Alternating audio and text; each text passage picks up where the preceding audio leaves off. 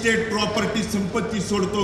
माझ्यासाठी जी estate property धन संपत्ती आहे ती माझी मायबाप जनता ही माझी इस्टेट प्रॉपर्टी धन संपत्ती आहे.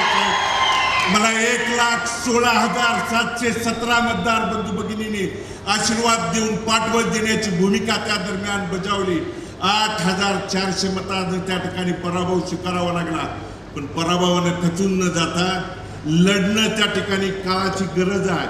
लढणं, कारण साहेबने आपली भाषणं नेहमी त्या ठिकाणी ऐकत आलेलो आहे. रणांगणातनं त्या ठिकाणी पळ कधीच काढायचा नसतो. रणांगणातनं पळायचं नाही तर प्रत्येक रणांगणातनं पळवायचं काम त्या ठिकाणी करायची भूमिका, पार पाडायची असते भूमिका. आणि म्हणून साहेब 4 महिन्यापूर्वी नगरपालिकेच्या निवडणुकीच्या निमित्तानं, कारण आपल्याला साहेब भेटायला येत असताना ज्या अनाथांच्या नाथ म्हणून ज्या महाराष्ट्रात आपण त्या ठिकाणी साहेब प्रसिद्ध आहे, गोरगरिबांना मदतीचा हात देणं, कार्यकर्त्यांना ताकद देणं, बळ देणं. कारण या पंढरपूरकरांनी नाही तर संपूर्ण महाराष्ट्राने साहेब बघितलं. आज आपण मुख्यमंत्री असताना साहेब पंढरपूरकरच नाही तर संपूर्ण महाराष्ट्र बघत होता.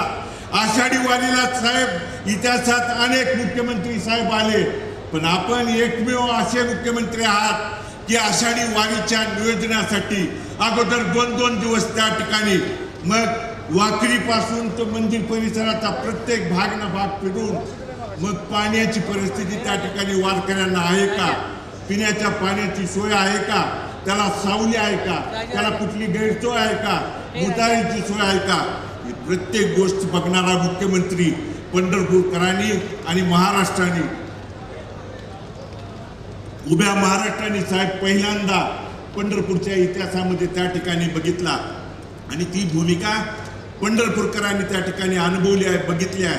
आणि म्हणून 4 महिन्यापूर्वी साहेब निवडणुकीला सामोरं जात असताना ही आपली त्या ठिकाणी परवानगी घेऊन आपण सांगितलं, जा लढ, तुझ्या पाठीमागे मी खंबीरपणे उभा आहे म्हणून सांगितल्यानंतर मी इथल्या सगळ्या सहकाऱ्यांना, कार्यकर्त्यांना सांगितलं होतं की आपण त्या ठिकाणी सक्षमतेने ही नगरपालिकेची निवडणूक लढवायची.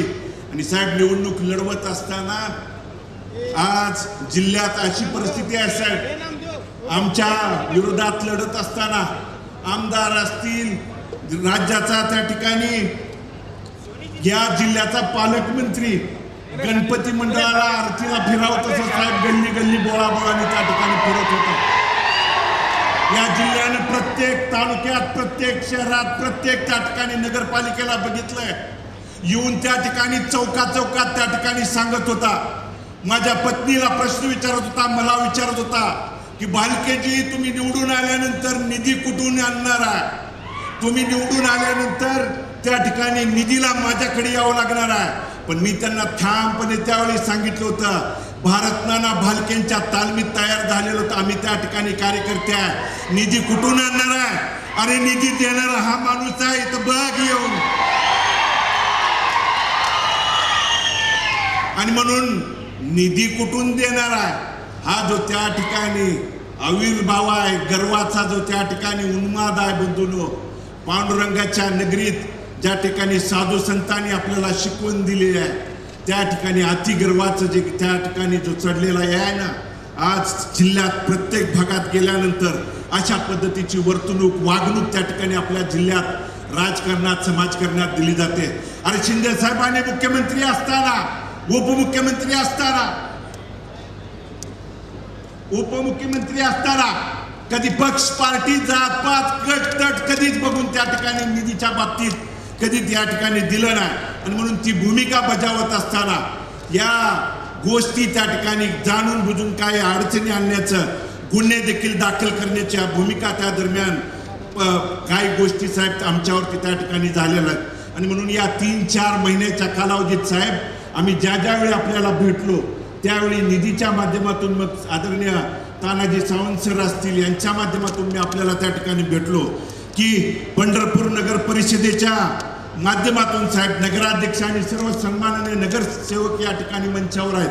नगर परिषदेच्या प्रशासकीय इमारतीसाठी साहेब विशिष्ट त्या ठिकाणी वैशिष्ट्यपूर्ण निधीतून 50 कोटीच्या निधीची साहेब त्या ठिकाणी आपल्याला मागणी त्या दरम्यान केलेली आहे. पंढरपूर शहराच्या विकास आराखड्यातल्या रस्ते विकसित करण्यासाठीची साहेब आम्ही त्या ठिकाणी 100 कोटीची मागणी आपल्याकडे केलेली आहे साहेब. यशवंतराव चव्हाण तलाव त्या ठिकाणी परिसर विकासासाठीची 30 कोटीची आपल्याकडं निधीची मागणी केलेली आहे. वैशिष्ट्यपूर्ण निधीच्या संदर्भात साहेब कार्तिक वारी, आषाढी वारी आणि इतर त्या ठिकाणी ज्या वाऱ्यांच्यासाठी जो निधी दिला जातोय तो निधी वारी त्या ठिकाणी आषाढी वारीच्या 10-15 दिवस आधी दिला जातो.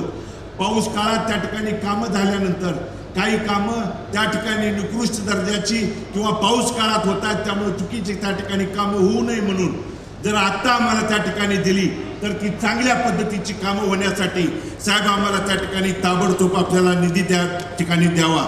GFRP जे शॉकप्रूफ पोल साहेब आम्ही त्या ठिकाणी आपल्याकडं